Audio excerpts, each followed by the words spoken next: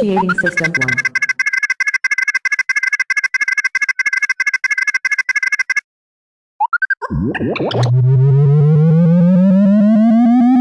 System 1 loaded.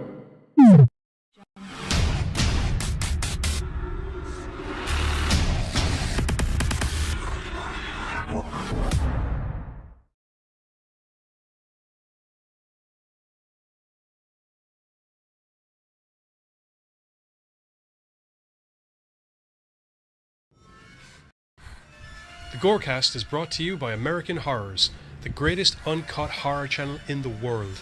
24 hours a day, 7 days a week, all horror.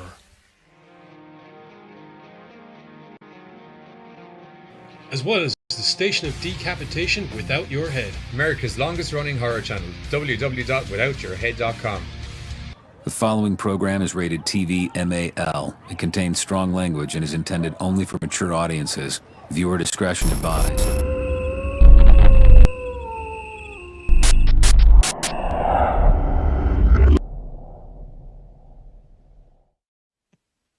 What's up, Gorecasters, and welcome back here to the Gorecast on Sunday night. It's been a couple of weeks because the wankiness of this computer leads into a ball break of an editing schedule on a weekend that's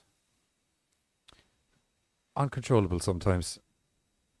I keep telling you, man, it's technology out to get us. What did I ever do to this technology? Nothing. That's the answer. I was in proximity to it. So you're in proximity to it today as well, and Yeah, but it's already fruit. Well, I kind of don't. I don't want to say what I was going to say because I have a tendency of making life terrible on myself that way. But you know what I was going to say.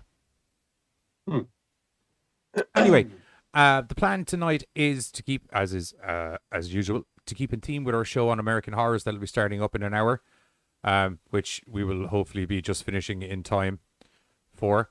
Fingers crossed. Katie, what's going on in the chat? Actually, we should do that first. And also Sweet Rabbit, and oh yeah, there is somebody else Hi, there, Katie. but I don't know who it is. Thanks for joining us. Sorry we didn't get to advertise the show as was planned. It was a bit of a touch and go. Was it going to be happening tonight as well? And then everything went well, and you'll get to see the fruits of our labors for that later on.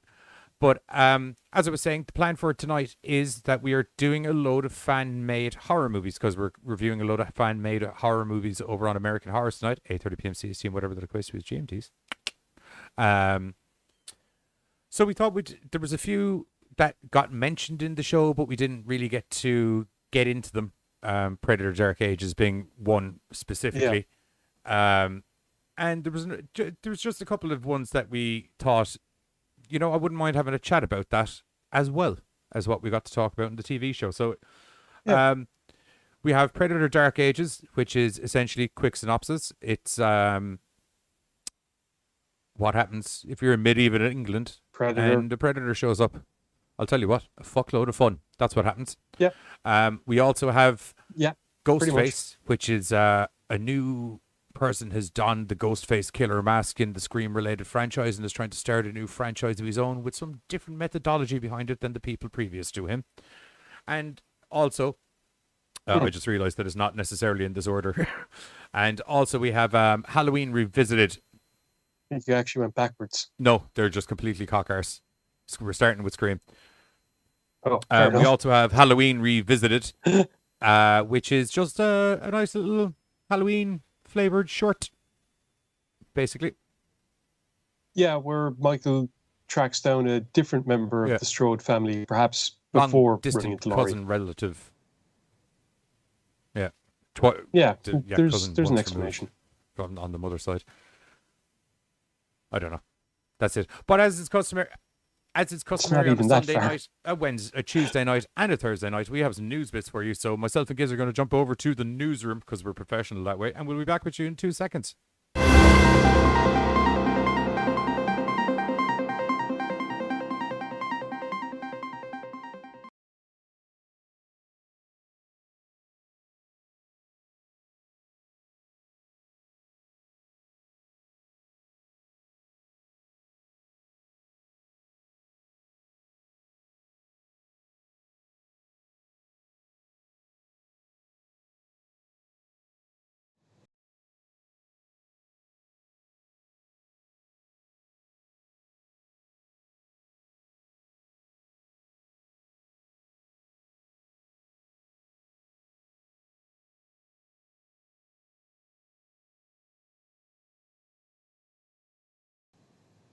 Oh, the chaos and There we go. carnage in that newsroom.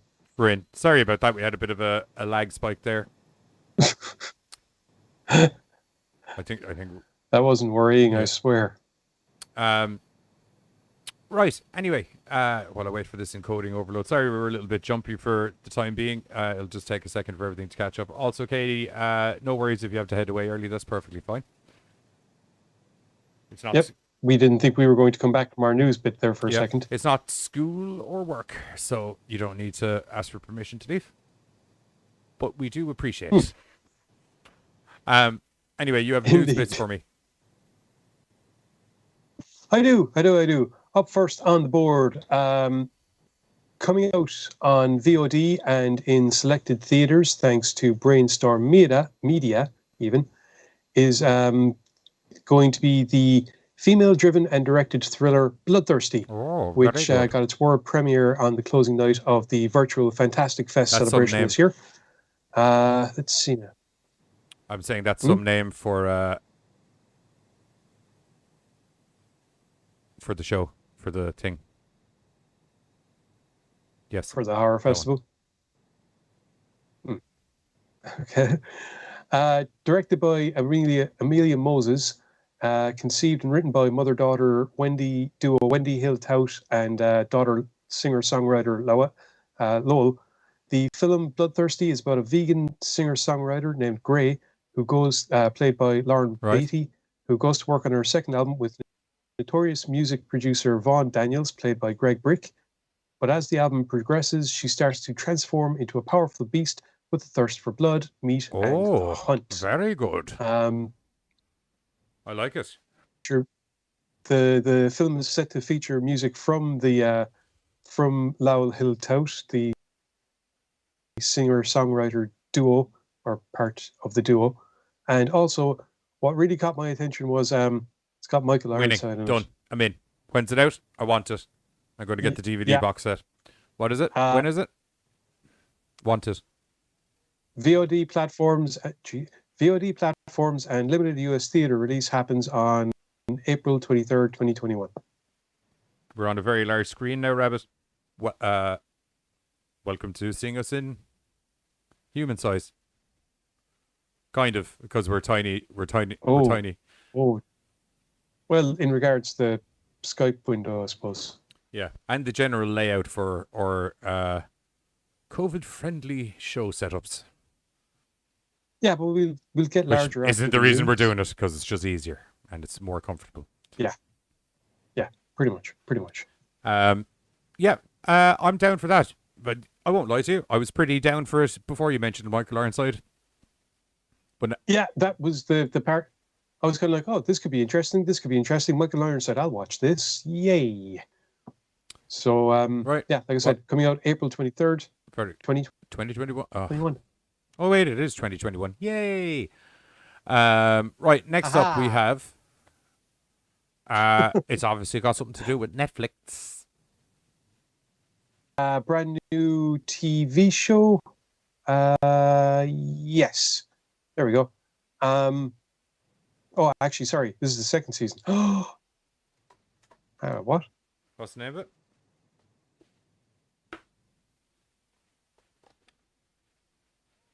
All right. Sorry, my bad. Yeah, okay. It's coming along with the second season to Netflix, also on April 23rd. The name of the TV show is Shadow and Bones. It's a series adaptation of best-selling Grishaverse novels, which I'm imagining is probably going to be Russian fantasy stuff, considering the names of the characters. Okay. So, Shadow and Bone finds in a war-torn world where lowly soldier and orphan Ilyana Starkov has just unleashed an extraordinary power that could be the key to setting her country free. With the mysterious monstrous threat of the Shadow Fold looming, Ilyana is torn from everything she knows to train as part of an elite army of magical soldiers known as the Grisha. But as she struggles to hone her new powers, she finds that allies and enemies can be one and the same, and that nothing is in this lab. There are dangerous forces at play, including a crew of charismatic criminals, and it will take more than magic to survive. Guns, I'm assuming, and swords. Or, a brain. And magic. Because, Well, yeah, you can throw magic around, but if you don't have the intelligence to throw it around, smartly, then you're just going to get slapped in the face with a Yeah, but it sword. didn't say that magic isn't crucial to helping you survive. It just said that you won't be able to just survive on magic alone. Yes, Well, sure. that's true of any situation. Shadow and Bone is a Netflix production from 21 good Laps name. Entertainment, I liked it. starring Jessie May Lee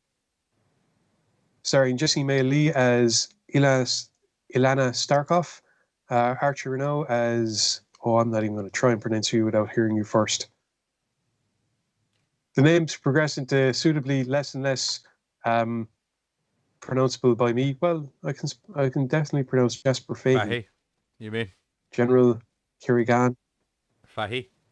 Hmm? Fahey? Fahy. Fahy? Yeah.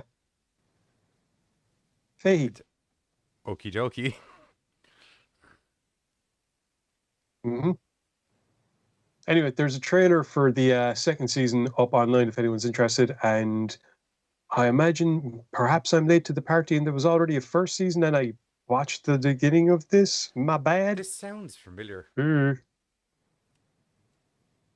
I hadn't heard of it, and then when I spotted it was only, I managed to bypass the thing that said announced with the second season trailer and moved straight on to everything else in the article. Is it in English Like, or what? is it Oops. like a far... Right. I didn't watch the trailer. Yeah, just...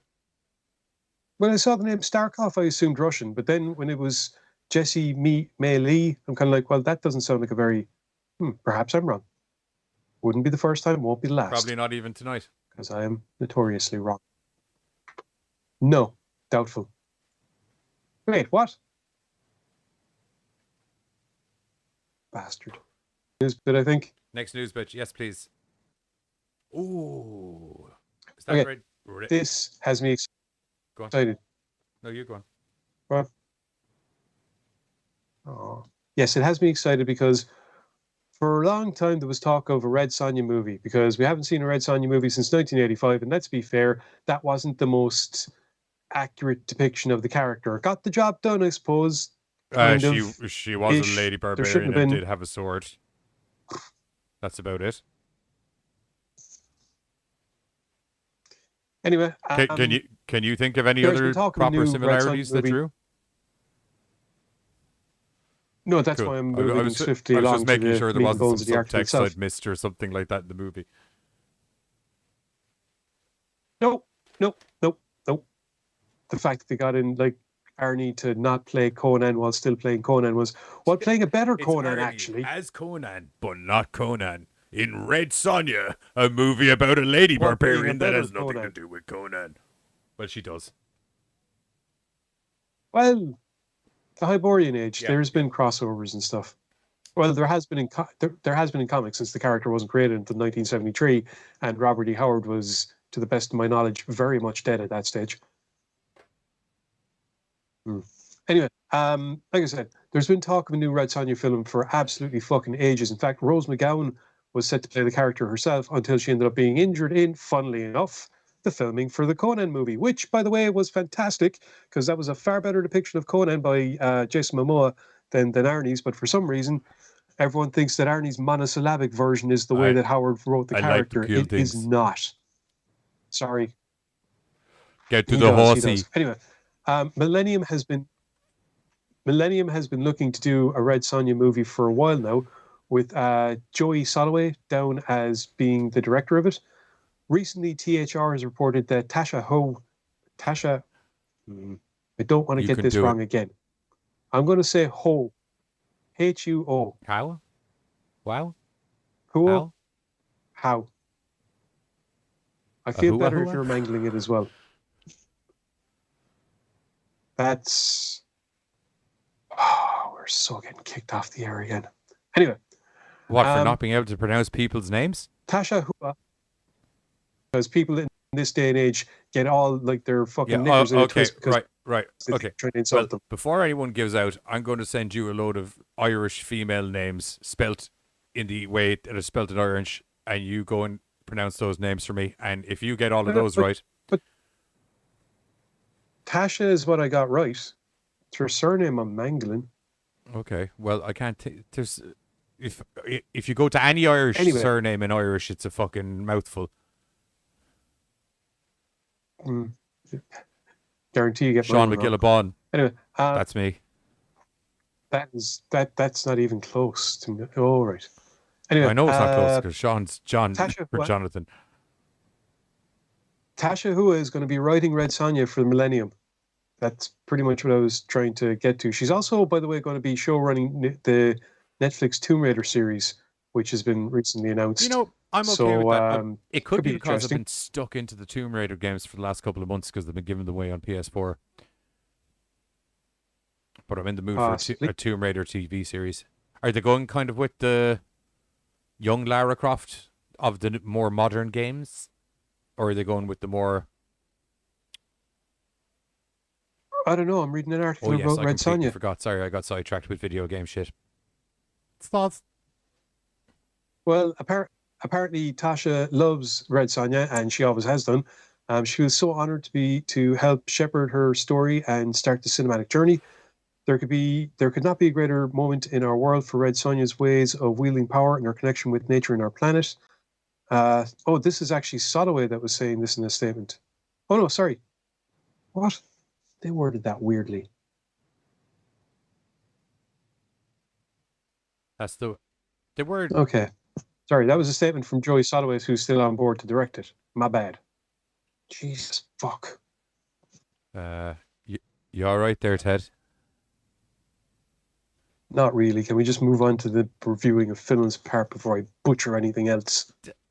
Hey, do you know what, bro? If it's any consolation, I thought you did a banging job. No, you don't. You don't Need agree? some water.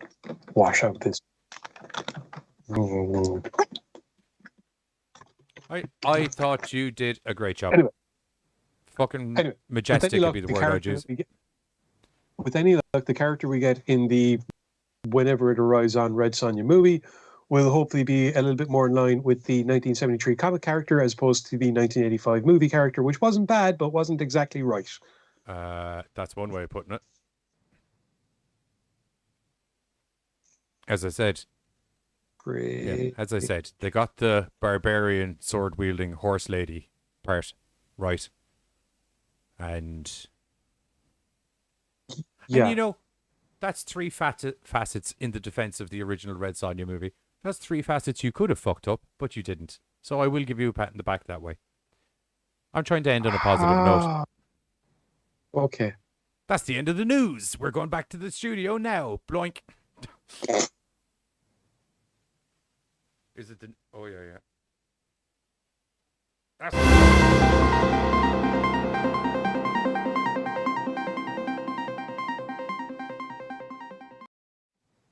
Whoo! And we're back in the studio. Narrowly avoiding Giz from having her pronunciation nightmare. I don't know why I'm all tongue twisted tonight and it's not working out. Well... Normally my twisted tongue is a very good thing. Ew. I'm just going to put that out there now. And is usually followed on from that when I do things like I'm that. angry now.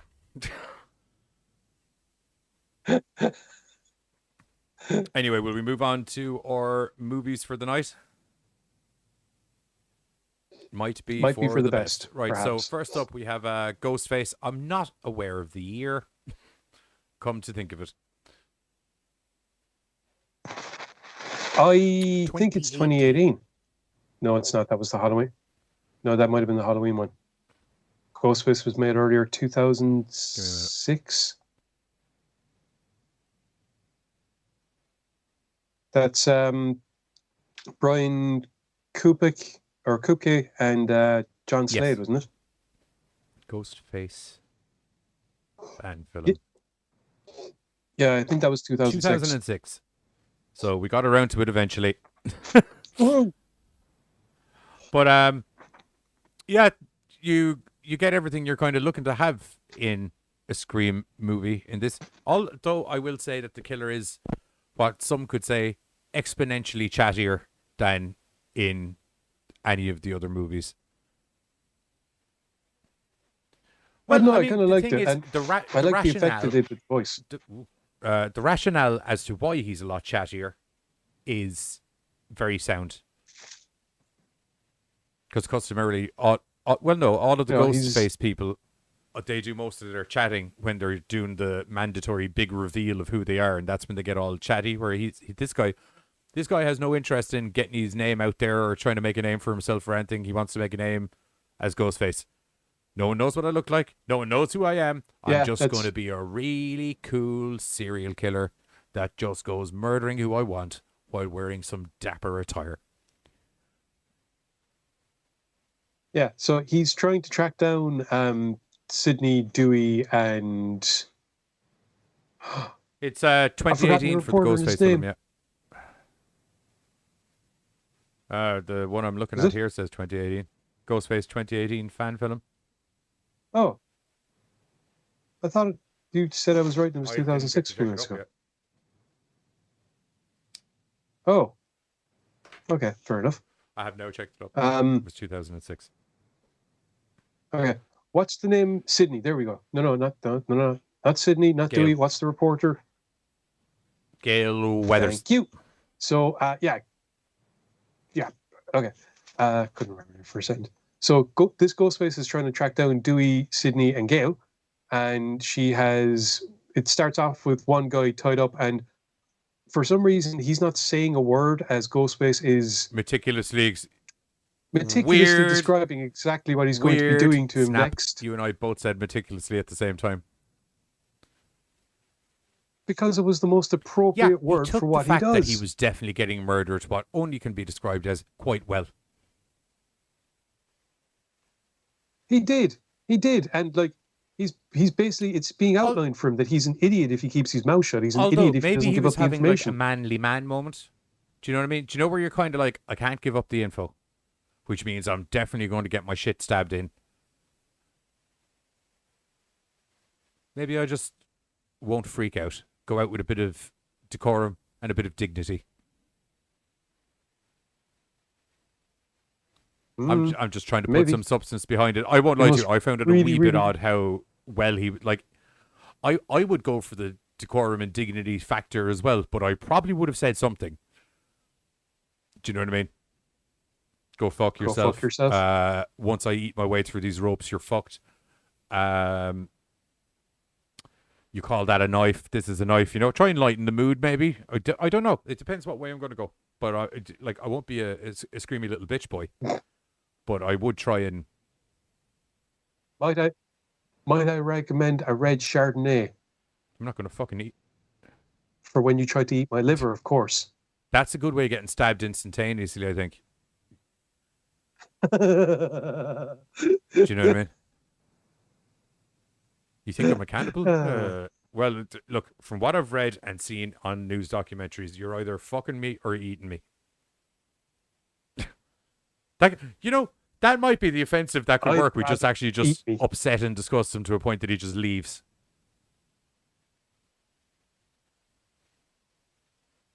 Are you frozen or are you just looking at me in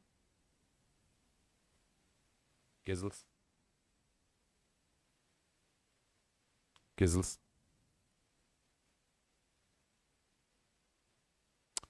Well, we've lost Giz anyway, from the sounds of it. I should probably mail him and let him know. Is he or is he? I can't tell. The smile seems to be getting bigger. Maybe I'll just hang up his call and bring him back in. Oh, you were Oh, frozen. I'm back. All right, okay. The smile on your face while frozen looked like it was no. getting. What? And I think I'm back again. Yeah, you are back. You've been back for. I was saying the smile on your face while frozen looked like it was getting bigger. I thought you were actually trying to pull a porky on me. No, you were frozen. Like the call said for me, disconnected and everything. You were frozen in the most bizarre face ever. Oh, You were just it like, was your net went down. Because you were mid-word. the I thought it stream was never yours went. that went down. Did for me. That would explain why it did for me there. Yeah, no, the stream didn't shut Anyway. down as far as I know. And I was still moving on camera. It wasn't like a freeze thing. Anyway, But I was shaking my yeah. fist. at the Anyway, internet, not at needless you. to say, things don't go too well for Silent Captor. Captee. Hostage. Captive. And Hostage implies I he's was- being ransomed I- off to somebody. He's a captive. He ain't going nowhere. yeah. So things don't go too well for him. And then we meet one of his, what can only be described as, at the risk of sounding like a bit of an a-hole here, less intelligent co-workers. I won't lie to you. I just, at no stage did I feel this woman wanted to survive. Yeah, the fact that when she answers the phone and the first thing that she's asked is, "Are you in your house yet?" No, I'm still outside because I had to answer the phone. Could have Yeah, still answered and while going in, maybe. The killer's coming for you, possibly, maybe. Oh no, where's the gun you had? I obviously sold that for fucking whatever. I thought you'd know that I'd sell the gun. I don't like firearms. Okay, look, whatever about your now is the time to be like, guns probably aren't so bad. Do you know what I mean? Yeah, she should. And what house doesn't have knives? I found that yeah, her survival instincts are lacking, is the best way of describing this lady. Yeah, she works for some law firm, or is it the police? No, I think that's what it is. I think the two of them work for a law firm or something like that. Or is it a? No, I think it's after. It's set after the other film, so I think they actually work for a film production company or something. Is that what it is? I lost track because I just. Anyway, essentially, they have the location and contact details and all of that for Sydney Prescott, Sydney Prescott, Gail Weathers, and Dewey. Yeah, Right. I had Riley. I thought it was Riley. It's been so long since I've used. Has anyone ever used his last name? No. Yeah, was like always even when he was a Deputy Dewey. police officer, he was Officer Dewey. Oh, I thought they actually called him Deputy Dewey. Did I just do that in my head? The sister used to call him Deputy Doofus. Okay, close enough. Anyway, yeah. So, needless to say, Ghosty shows up. And once again, there's a very elaborate conversation with threats involved and a large knife. A large knife that he leaves in no question whatsoever. You're not surviving this blade. This isn't one of those, did he die? Did he not die? No, you're definitely going to fucking die. I'm breaking bone with this knife. That's how good this knife is. I'll, limbs off. Not a problem. This really is a knife. Go get a spoon if you want to compare. Yeah. It was so big that I would be remiss if I didn't mention, I'd say it was literally maybe 2 inches off a machete. Yeah. It's as a I Bowie said, knife. It's literally just 2 or 3 inches off a machete. Yeah. Yeah, pretty much. Yeah. Yeah, so he explains his whole ethos about what he's doing, that, where all the other ghost faces fucked up, talking too much, which and explaining all their stuff while he's talking too much and explaining all of his stuff. But, as I said, I'm kind of okay with this, whereas opposed to me being like Billy or any of... Yeah, I'm not Billy wearing a costume to go kill some people. I'm getting rid of me. Me is what I do during the daytime, and Ghostface, he's like a superhero, but of murder. He's like a supervillains. I was remiss. I didn't want to use the word supervillain because he literally said in the short film that he wasn't like one of those supervillains. Even though I was like, fair point. Totally are. Fair point. Actually, hey, Bree, how are you? Best supervillains don't do alter egos anyway. They are evil all the time. Except on Sundays when it's like family time. Yeah. Reminds me of John Lithgow from Dexter.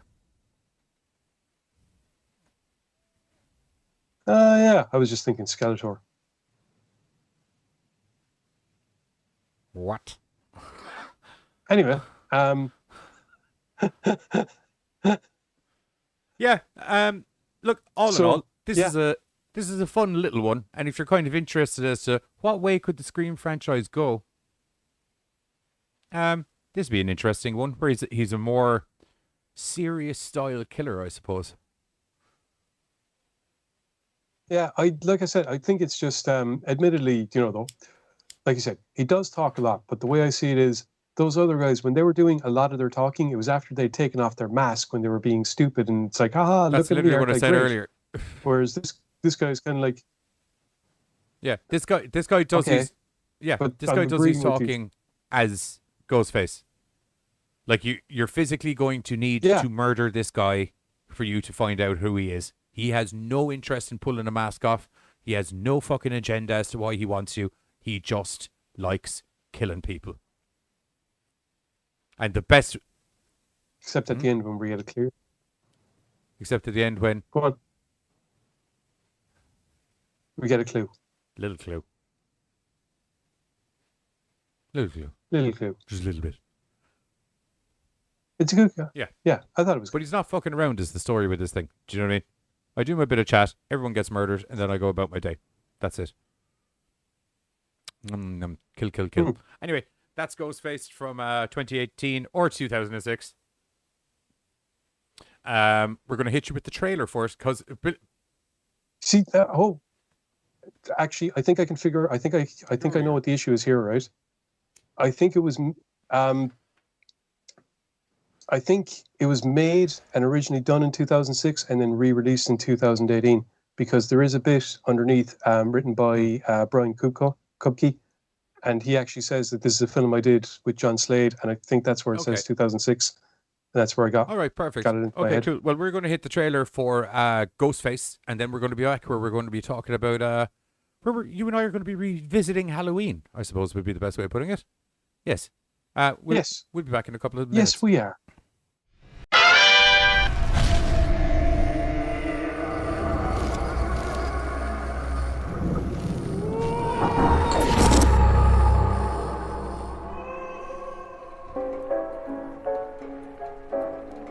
I've got the blues. I feel so lonely. I'd give the world if I could only make you understand. It surely would be grand. I'm gonna tell her on my baby, asking, won't you please come home? Oh, when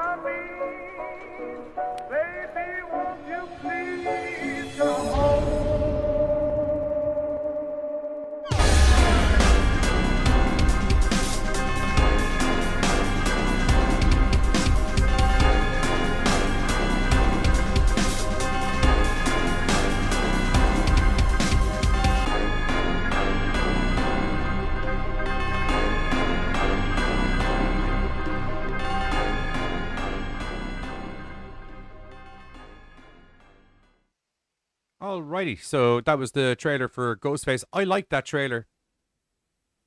There's something very ominous and menacing about that him was just cool. putting in the voice synthesizer, and I was, especially with the music, it makes it nice and creepy. and then the little turn to camera at the end of it was really good as well. Just briefly, I'm going to say hello to Bree, who popped up in the chats. To be honest, like I said, all things being equal, I think it did a decent enough job. I like the look of the mask. He even comments on it. It's a new mask, and it's kind of. I will say also, and this What's the correct term for it? a new interpretation. No. When you make old clothes, or when you make A new revamp. clothes look old and ragged Antiquing. and stuff. No. Antiquing is where you make Worn. antiquing is where you No, make something stuff else. look old. No, it's specific for clothing. I can't remember what it is. There is a term, and I can't fucking remember what it is. Anyway. Yeah, so next up we have Halloween Revisited. Actually, I'm going to say, in credit to all three groups of people that made these movies, they're all very professionally shot. Like the actual, especially when we get this and the Halloween one especially, and Dark Ages are both cinema quality shooting. It just happens to be in short film format. I just remembered the term I was trying to remember. Distressed. Okay. Lovely. Sorry. It's fine. Nothing to worry about. Anyway, next up, as I said before we got into the trailer, we're revisiting Halloween with Halloween Revisited. So this is just, as Giz and I were kind of mentioning at the start of the show, very simple premise to this. There is another member of the Strode family that's been uncovered by Michael, and he's going to go fuck her shit up. His shit up. Sorry. Yeah, the idea is that when they were younger, Michael and his cousin used to play together, and then like one night Michael's switch just flips and off he goes into the insane asylum. So years later, it's the night that Michael gets out, and this cousin is at home with his girlfriend. They're watching films. Some kids arrive to the house. He's like, I don't have any candy, go away. And the girlfriend makes a comment about, it's Halloween, everyone celebrates Halloween. And he recounts the story of how his cousin went nuts, killed his family, got put away. They used to hang out together. He even went to visit him in the asylum, but it was like totally different. He was just spaced out and looking at the wall. It was the only time that he'd ever seen him. So ever since that night, he just couldn't get into the Halloween spirit. So while this is going on, we get interspersed with like this shadowy figure approaching the house and looking in through the windows and watching them. And the girlfriend kind of like, oh, well, sorry, I brought that up. Tell you what, I'll go have a shower. I'll come back and we can have a bit of fun maybe. So she goes off to have the shower, and he thinks that he hears her walking around in the kitchen, I guess, because he starts asking her to That confused me, that bit, that I was like... And she goes into the shower. Where in the implied, I'm going to go shower and then we're going to get to it, I'll take some popcorn as well if that's, if that's going... Hey, I'm into most kinks like anyone else, and why not? But it's just, didn't she say she was going to the shower, not making popcorn when she came back? But anyway, he continues to. What you said about hearing she's... footsteps in the kitchen does kind of make sense as well. Come to think of it. Yeah.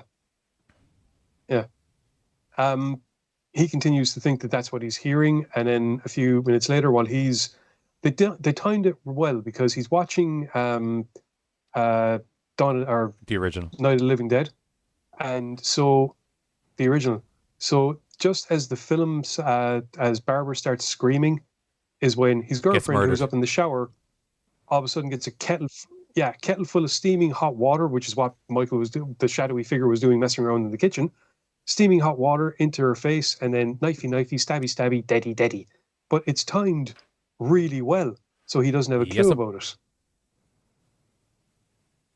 And then eventually he comes upstairs, and this is the part that had me kind of going, what this make? Because he's just standing there staring at him for a few minutes, and then the inevitable happens. But it's good and it's very, very well shot, and it's a nice little prologue or intercede, I suppose, while the rest of the and events of what I like Halloween as are well happening. is, like, I know it's never like come up in the Halloween franchises before, but I mean, hey, this is as applicable as anything because they've fucking stopped and rewritten the canon storyline of that fucking franchise so many times now at this stage. But it fits into the overall realm of the Michael thing. Like, it does make sense that, you know, hey, tie up some extra other loose ends on my way to tie up the main knot. Do you know what I mean? Actually, it also kind of, while it's not necessary, it also adds in a little piece that could kind of help you kind of go, all right. When the cousin is talking to his girlfriend and they're talking about Laurie, he explains that Laurie came to live with them for a while. So if the cousin went to visit, so hence him going there looking for Laurie, the cousin also mentions that Laurie is out babysitting tonight. So while we did obviously have Michael stalking Laurie the whole way through the original film, it's also an extra piece of information to kind of go, well, if he didn't know it before, he definitely knows it now, because he would have heard the cousin saying it, so he knows to look for her somewhere else. But it like I also said, it also relativizes, or it puts everything smack bang in that storyline. Do you know what I mean? Which I like, because it makes sense that it's like, if the only place that he knows that Laurie was definitely is the cousin's house, it makes sense that the first pit stop would be the cousin's house. Exactly. And work exactly. I'll branch out from there depending how well the cousin encounter goes. You know? Yeah, go on. I was going to say overall, it's just like you were saying before, it's really well shot. It gets the feel of the original film perfectly. Yeah, the look and the tone and the way they bring the suspense and stuff is in there, and there's some smart little nods to other movies. Like, I mean, like that, someone getting stabbed while a horror movie's playing in the background, I think happened in a Halloween movie as well. Oh, okay. I thought you were going to mention the fact that the shower scene was very like Psycho, because it's just got the water going down the drain. Yeah. But I liked how they did the intelligent thing, and it was like it was like Michael was waiting for the screams of the films. Just although Michael being Michael, he probably didn't give a shite. No, but it still worked out. Yeah, well. it just worked out well. No, but like, you can tell the guy's a big horror fan. There's a lot of little nods to other movies, not so much as in directly referenced within the movie itself, but in the actual cinematic production process. As I said, like as you said, there's the shower shot, which is synonymous with Psycho. There's a couple of big movies. I'm nearly full sure was in a Halloween movie where someone gets stabbed as someone's getting fucking fucked in the murdered in a horror movie on the television. Yeah. Possible. This is really good. If you like your Halloween stuff, it's going to tick all your boxes because it hits everything with the Halloween related stuff, tone, look, music, killer, all of that kind of thing. And if you like seeing full blown additions into the actual storyline, there's a lot of so fit that, because it's literally in there. Because in fairness, a lot of fan films are people releasing their ideas. Do you know what I mean? Like the What If series of do you know what I mean? Whereas this is very much, you could tag this onto the start of Halloween. It's worth mentioning actually that the opening shots of this were done, and then apparently they had an original '98 Shatner mask, and they had done it like it was the proper fucking thing. They did the opening shots, and then someone stole the mask. Wow! So your man was like, "Fuck!" So they had to get some. He had to get some like cheaper version replacement, and then he had to redo it himself to make it look like the one that he had before. If that's the case, I'm going to say bloody good job, sir, because that is it was a bloody good. Like, no issue with the mask whatsoever when I was watching it. If I hadn't read that there was something that had happened to the mask, I wouldn't have known that something had happened to the mask. Agreed. 100%. Anyway, we're going to hit you with the trailer for Halloween Revisited, and then we're going to be back talking and drooling about the epicness that is Predator Dark Ages.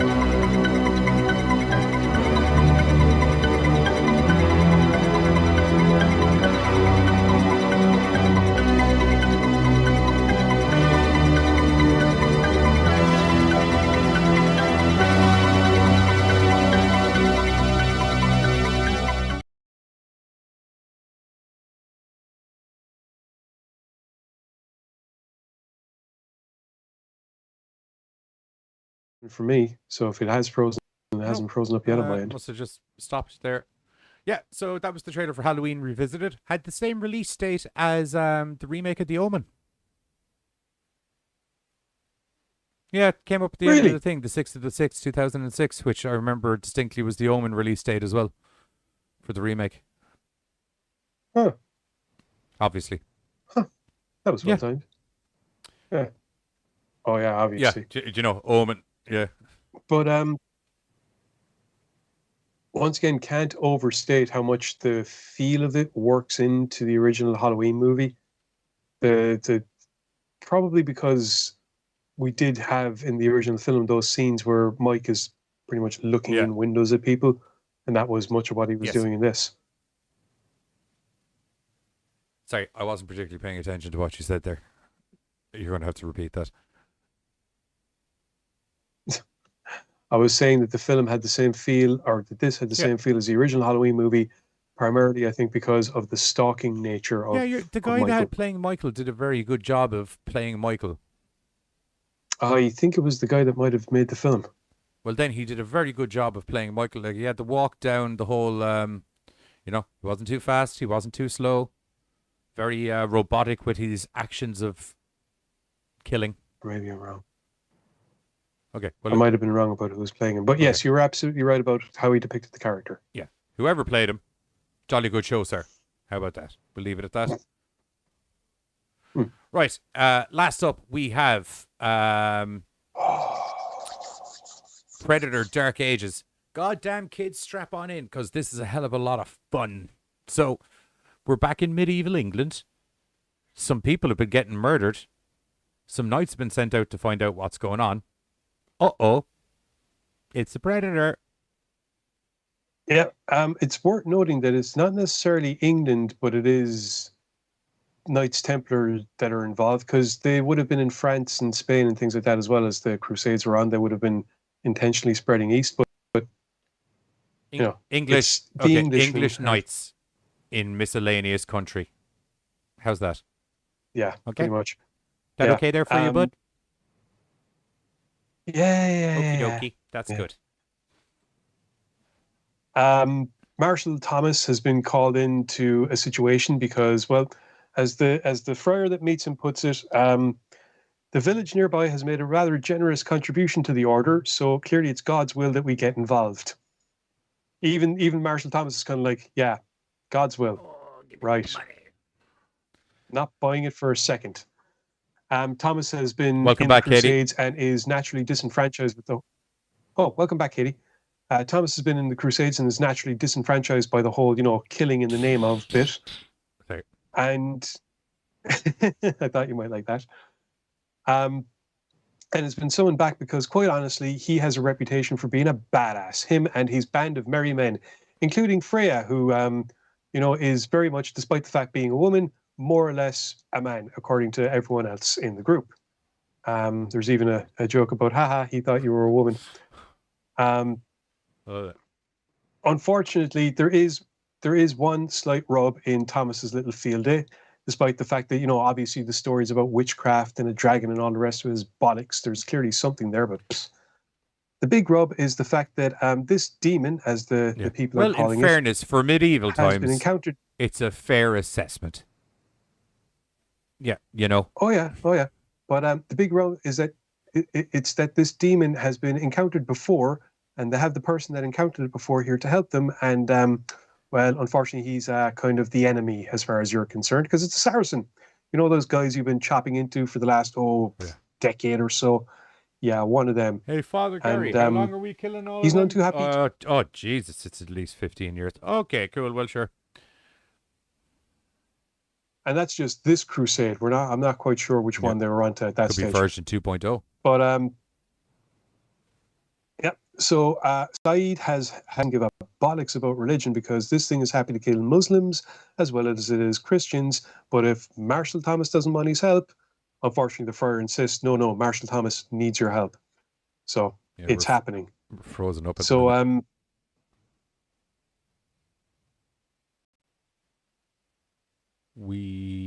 Is back. There we go. That should be fine. Okay. Begrudgingly, Marshal Thomas takes Saeed with him into the forest as himself and his troop make way to try and track down this demon. Along the way, they ask Saeed about his encounter with it, how he killed it. He replies that he didn't. He just survived because the thing got bored and shagged off. It had had its fun and was done. Wily. I'll just fucking fuck it. Yep. Thomas is kind of like, okay, look, we're going to split up and see what we can see. Oh yeah, that's it. Sorry. They come across the remains of a dead Templar. And I think some bodies hanging from trees. There's some nice displays being left. Yeah, that was it. Yeah. They decide to split up. One of the Terrible groups idea. encounters one of the groups encounters the Predator. I have to say, this is the part where I honestly just went, holy shit.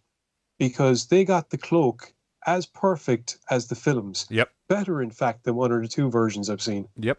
This is like very, very high quality. Like if you you'll see when the trailer is playing as well. Even the actual film quality itself is straight up Hollywood. It looks amazing. It's lit great. You know, there's nice foggy atmospheres and everything. Like it doesn't. There was a budget behind this, is what I'm trying to say. If there's supposed to be another Predator movie in the works, if there is, word to the wise, maybe think about getting this and sticking it on like as a DVD bonus thingy or something like that, because it'd be well fucking worth it for any Predator fan that hasn't seen it. Or just realize that Predators have been around since fuck knows when, and you could have them show up at any point in time, which could be quite interesting. Actually, it would work in very well with the next proposed Predator movie, considering when it's supposed to take place. It is back in medieval times, isn't it? No. Not I don't know about medieval exactly, but I think it's Native Americans. Okay, perfect. Oh, perfect. Yeah. That's going to be That's going to be good. That's going to be Bone Tomahawk, but Predator. Yeah. Anyway, as I was saying, like what impressed me at this stage was the fact that it was basically the Predator 1 cloak. That's the best way I can put it, because that 1 and 2 had it perfect. Saeed and Freya, that's it, are left standing. Freya decides to do the stupid thing of going off and chasing the Predator, while Saeed does the somewhat more intelligent thing of screaming, "Jinn!" because he had told them earlier that, that's what we call it, a jinn, a demon. The rest of the lads catch up just in time to hear screams of Freya, naturally. Let's see, split up again with Thomas taking Saeed with him. Two of the other lads head off. There's a cool encounter with them. They also naturally don't last long. Everything culminates in a fantastic Schwarzenegger-style standoff, because Thomas has basically turned around Saeed by the end of it and gone, look, it's just you and me. We need to deal with this. Saeed's kind of gone, well, actually, I've done my job. If you want to die, that's your business. Me, I don't want to. I very much want to live. So, bye-bye. Shags off. You do get, once again, very reminiscent of the original Predator, and everything about this is as much of an homage to the original Predator film as you can get, while still delivering a fantastic original story.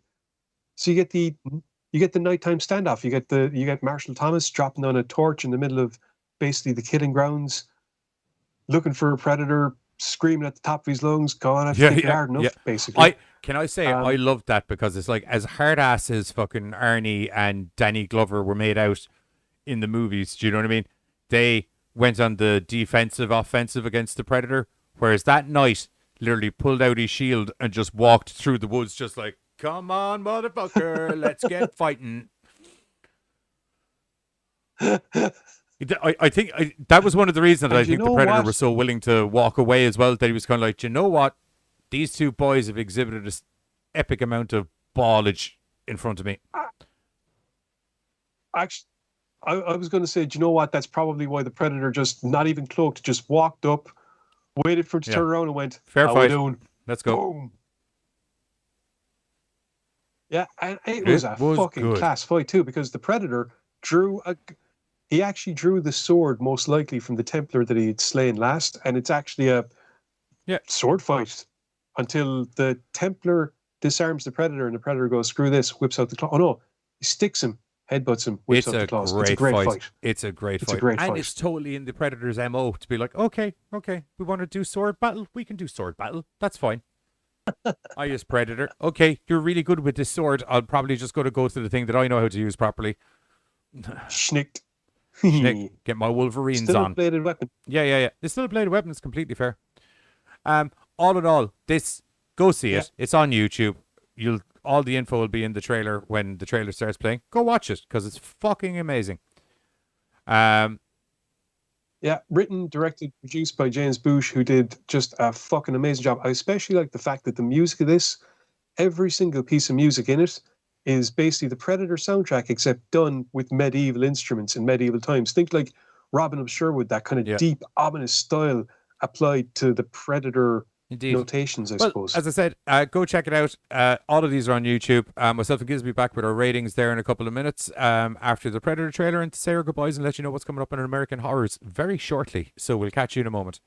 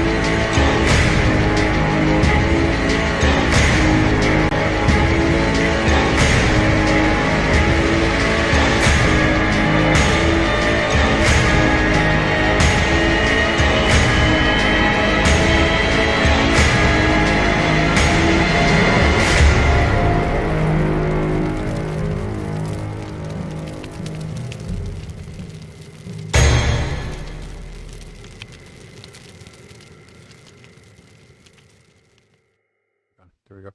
Right, that was the trailer for Predator Dark Ages. Okay, really quickly, because we don't have a super amount of time, just in case the TV show is kicking off at the right time. Ratings out for what's your star rating for the movies? For Ghostface, go with 1 for Ghostface. I'm happy with 1 for Ghostface as well. I'll say 1.5 for Halloween. I'd go full 2. The only thing that bugged me with that movie was that I think there was as much credits as there was movie. I just didn't like how he man stood there at the end rather than doing something. He bricked it. It happens. Yeah, I suppose. 2. I think it's safe to say 2. Safe to say Predator Dark Ages. Frack, yeah. And that's it. Anyway, as is customary, myself and Giz are over on American Horrors starting, if all going well, should be starting in the next couple of minutes, where we're going to be talking about some other awesome, fucking seriously awesome fan films, about some of our favorite horror movie characters.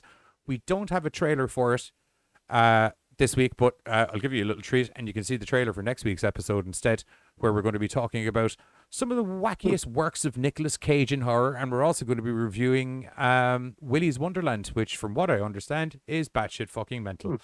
Okay, the show's actually starting now. Also, if you're new to the channel, don't forget to hit the like and subscribe button down below. really helps with the channel and get everything out there. And if you hit the bell, it should notify you as to when everything's going on. Other than that, from myself and the Giz, we'll catch you next week. We're going to be talking about some more horror bollocks. Here's the trailer for next week's episode, where myself and Giz ran into young Nicolas Cage in the street during the week. It went weird. God damn, it's hot as fuck today. What are you on about? It's lovely out. Is that Nicolas Cage? We should go over and introduce ourselves, man. I don't think that's a good idea. He looks like he's having a mental breakdown or something. He always looks like he's having a mental breakdown. It's Nicolas Cage. We have to go introduce ourselves. Come on. Man, this is a terrible Hey, idea. Nicolas Cage. Hey, Mr. Cage. Dude, it's so cool to meet you. We're big fans of your work. Well, he is. What? No, I'm not talking about fairy tale love. I'm talking about a mature relationship. You think I'm a kid? No, I don't think you're a child. I'm very confused. Told you, mental breakdown. You said you were love! Oh, very good. Anyway, I'm Johnny. This is my heterosexual life partner, the Giz. We do a horror show. We thought it'd be really cool to come over and introduce ourselves, have a chat maybe. Sharon. Oh, what a beautiful name. It's incredible. Who's Sharon? Are you Sharon? Neither of us. Telling you, mental breakdown. Well.